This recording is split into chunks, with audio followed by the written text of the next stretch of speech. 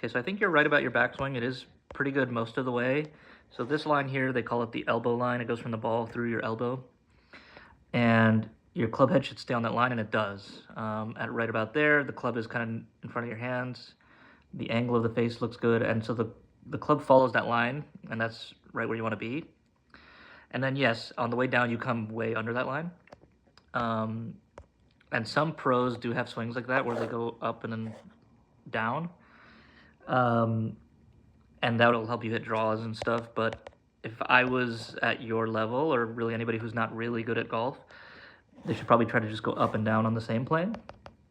But before working on the downswing, what I would do is, I think your backswing is great up to here, and then this end, it just feels very like you're twisting, your entire back now is like facing this way, if that makes sense. Like you over twisted your shoulders, in my opinion. It's like you're like trying to really wind everything up. And I think what you could do instead is stop your shoulders like around there and then just finish the rest with like your wrists. You know, it's called setting your wrists. Because you'll see where your club ends up. Like it takes this path of like going all the way here. I think it's because of that shoulder move. So let me just compare you. So this is a little easier to see from face on, but there's Justin Rose. You can see at this point when his arm is parallel to the ground. So like the equivalent of that for you. He has his, you know, like a 90-degree. You don't have to be that much, but you could tell that that angle, that 90-degree angle kind of stays there for the rest of the swing. Maybe it goes a little more than 90 at the top. Versus yours is like really straight. It looks like right there especially, it looks like you're just holding the club way far away from you instead of allowing it to come. Let me combine this again. Instead of allowing the club to kind of wrap around with your wrists. So I think setting your wrists would help. Okay, here's Justin Thomas, and if you look at his arm parallel position, he's not as, you know, vertical as Justin Rose.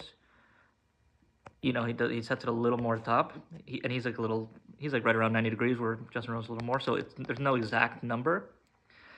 I just imagine that yours at this point would be more like that, like away from you. That's this position right there. It looks like the club is pointing way behind you. But I also wanted to show you, so at that arms parallel position,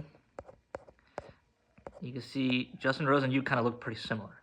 Like the angle of the club, of the shaft, I mean, like the amount of the body that you see with your arms is pretty similar, right? So you're definitely right that at that point it's good. But right around there, let's see the rest of his swing.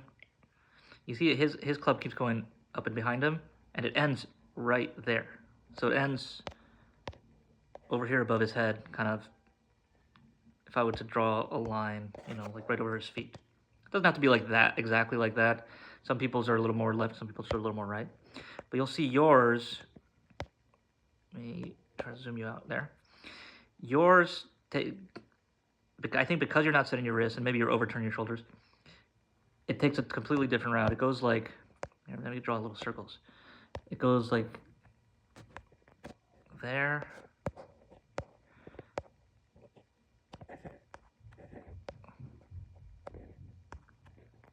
Okay, maybe this isn't the best way to do this. But you see where it ends up. Like if you were Justin Rose, that club would be like down here. And his is the equivalent of if yours was like up there. So I think definitely overturning too much. Maybe the fact that you're not setting your wrists properly, because if you set your wrists are going to naturally take the club like that way, if that makes sense. It's just versus doing it with your arms, which takes it kind of more that way. And all of that would just make the club easier to control on the downswing. Generally speaking, turning less is good for most people, because you take a bigger backswing than he does, and I guarantee you he hits it farther than you. So that's what I would do before even thinking about your downswing. Kind of get the top of the backswing to just look like any pro, you know, just kind of try to get that club head more over here. Try to get the wrist set a little bit earlier, like, you know, start bending the wrist there a little more. And I wouldn't bend my shoulders more than like there. You know, have your shoulders essentially pointed at the ball versus now they're pointed like at the camera. And then from there, just see how that affects your downswing. And then, you know, if you want to keep a guide, try to go up and down this line. Let me go back just to give you, so just to show you Justin Rose, I'm going to draw that same line. Look, he comes back on that line, that elbow line, and comes right down on that same line. So that's, you know, when you get to the downswing, that's what I would work on. That's like your guideline, I guess, is to try to keep it as close to it. It doesn't have to be exact. The camera angle will change it a bit, but right now you're coming way below it, which again, some players do that, but you're talking about more high-level players, and I wouldn't try to necessarily copy them.